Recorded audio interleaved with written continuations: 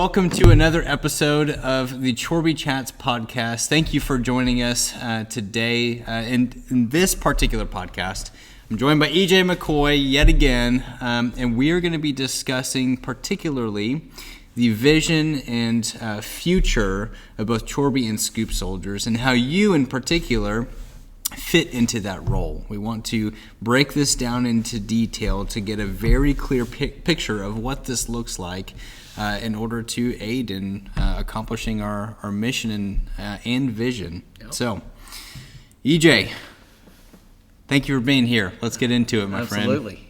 Thank you for putting this together again. That's what I do, man. That's what I do. All right, so our first question I want to get into is I want to, for our audience, break down what is the difference between a mission statement and a vision statement. Okay, so this challenged me. All of this challenges me, so it's actually fun because I like to be challenged. Good. A mission statement is what we do. It's the things we do every day. Mm-hmm. All the different services we provide, the serving of our clients. That's a mission statement. Mm-hmm. A vision statement is about the future. It's about what we want to see, why we're doing what we're doing every day in the mission. It's more so that why, that long term. This is the vision we have, both as a company, but I also think that it comes down to the individual and the vision that each individual within our team and within our community at large, what is their vision for their life and how does that fit into the mission? Mm-hmm. That's a good answer. So, it's important to understand those the distinct differences between the two, because I believe in understanding what those look like, it does help us inform our current actions for today. Absolutely. For today. Absolutely. So I am going to mix it up a little bit, and it's in terms of our questions. I'm going to ask, what inspired the mission statement at Shorby? So I actually have kind of a story about this. I hired a consultant. EJ McCoy hired a consultant? I have this love-hate, kind of like underwriters and bankers. I have this love-hate, and lawyers. If any lawyers or bankers, I love all of you. You're absolutely necessary to do what our vision right. Is calling for. We're going to need lawyers and bankers and everything else. But in that same sense, consultants are the same way. It's like I have this love-hate. I absolutely believe that all a consultant is somebody who should know something that you don't know or have an experience that you don't know, and you're paying them for it. Yeah. In a lot of ways, instead of going to college, I just hired consultants when I didn't know something. I mean, that's part of the mindset. But I hired a consultant. He was the first one that we hired, and we kind of got sold. And we did not necessarily have a positive experience. That's why I have a love-hate. But we hired this guy, and he quickly proceeded. I think we were too small time for the guy that we actually hired, and he quickly proceeded to kind of delegate us, and that automatically, we didn't love that. This goes back. This is 9 years ago, and that consultant had us do two practices, exercises. Thank you. 2 exercises. One, he had us break our time into 15-minute increments all day long, which we were already good at.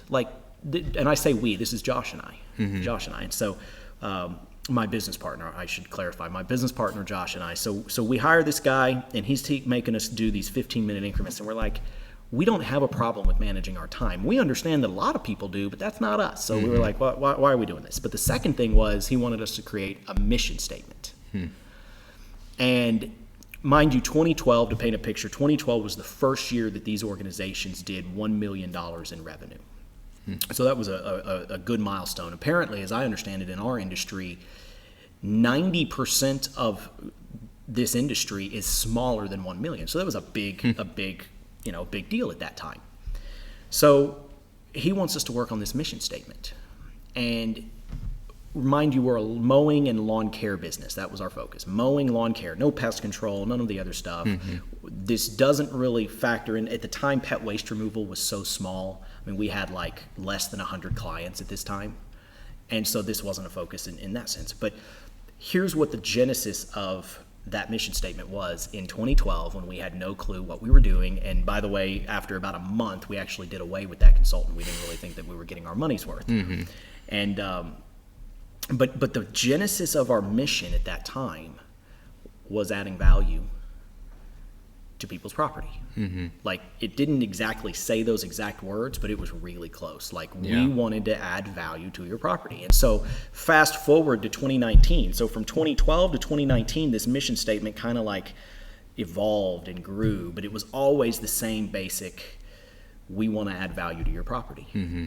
And so in a lot of ways, almost subconsciously, I think 2012 was the year that we planted that seed that, okay, we're going to add value to your property. Well, in 2012, it was lawn and landscaping. In 2016, it was lawn and landscaping. In 2019, and now, it truly is. We're actually living that mission statement, so to speak, because now we actually do have the ability, especially with the Chorbie brand, to be able to truly add value.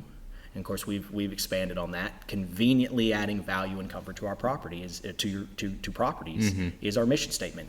There's a few variances. Conveniently adding value and comfort to your home. Conveniently adding value and comfort to your property. That's our mission. Sure. Yeah. But it goes all the way back to 2012 when we were just a little mowing business, and we did not know what that would grow us into. But I do believe that there's a subconscious effect there, and that we've kind of allowed and seen that come to fruition. Now, we're not fully there, but we've at least, you can literally see, if you look back from 2012, you can see that mission kind of did guide us to Chorbie. And like Chorbie and with Scoop, and similar to Scoop Soldiers didn't have a mission statement until 2 years ago. And I often joke, I came up with the mission statement, and I say I helped formulate and kind of and really fully formulated what we currently have, conveniently adding value and comfort to your property, which is a little more longer mission statement. Josh, on the other side at Scoop Soldiers, worked up and came up with the mission statement with Scoop Soldiers just 2 years ago, and he came up with it. He worked in it and kind of developed it himself, which is, we take the stink out of pet ownership. Single sentence, handful of words, and we often joke that that's the difference between Josh and I. I'm a lot more long-winded. He can take what I have to say and shorten it to like 5 words. Yeah. And so Scoop Soldier's mission plays right into that, but it's much more honed in. We take the stink out of pet ownership. Well, isn't that adding value and comfort to a property? Absolutely. Going into a backyard, or being able to open your back door and actually enjoy your outside space in your backyard, rather than it be the toilet for your dog. Right.